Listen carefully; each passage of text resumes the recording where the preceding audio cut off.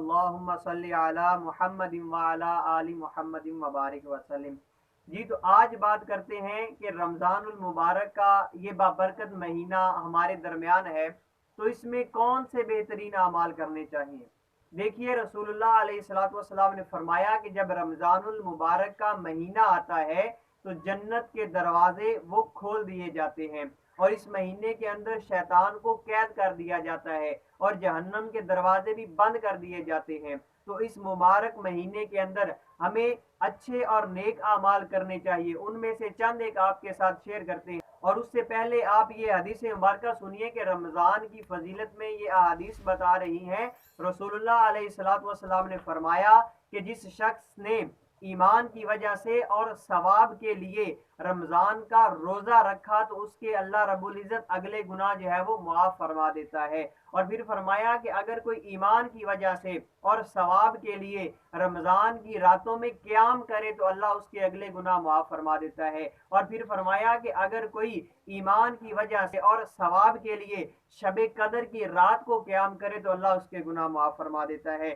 یہ وہ مہینہ ہے کہ رسول اللہ علیہ السلام نے فرمایا کہ اس کے اندر ایک وہ رات ہے کہ جو 1000 مہینوں سے افضل ہے۔ یہ وہ مہینہ ہے کہ رسول اللہ علیہ السلام نے فرمایا کہ اگر کوئی مسلمان اللہ کی رضا کے لیے روزہ رکھتا ہے تو اس کا ثواب اتنا عطا کیا جاتا ہے کہ شمار کرنا یہ ناممکن ہے۔ بلکہ جو روایات میں الفاظ استعمال ہوئے ہیں وہ یہ بیان کیا گیا ہے کہ اللہ رب العزت فرماتا ہے کہ میرے بندے نے روزہ میرے لیے رکھا ہے اور اس کا ثواب اس کو میں ہی عطا کروں گا۔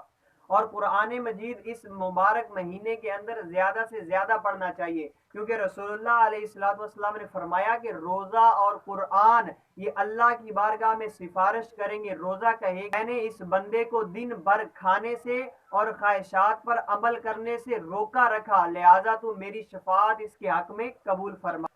اور اس کے علاوہ رسول اللہ علیہ السلام نے فرمایا کہ رمضان المبارک کے اندر سنت پر عمل کرنا، اس کا ثواب اتنا ہے جیسے دوسرے مہینوں میں فرض ادا کرنا، اور رمضان المبارک کے اندر فرض ادا کرنے کا ثواب ایسے ہے جیسے دوسرے مہینوں میں 70 فرض ادا کرنا۔ سبحان اللہ، دیکھیے رمضان المبارک کی برکت کتنی ہے کہ ایک طرف جنت کے 8 دروازے کھول دیے گئے، جہنم کے سارے دروازے بند کر دیے گئے، شیطان کو قید کر لیا گیا، اور رسول اللہ علیہ السلام نے فرمایا کہ روزہ دار کے لیے 2 خوشیاں ہیں، ایک یہ کہ جب وہ افطاری کرتا ہے، اور ایک یہ جب اس کو اللہ کا دیدار نصیب ہوگا۔ اب روزہ کی اہمیت تو آپ نے احادیث میں سن ہی لی ہے، تو کوشش کیجئے اس پر مبارک مہینے کے اندر زیادہ سے زیادہ نوافل ادا کریں، روزوں کی پابندی کریں، فرض نماز جو ہے اس کو وقت پر ادا کریں، اور جتنا صدقہ و خیرات ہو سکے وہ کرتے رہیے،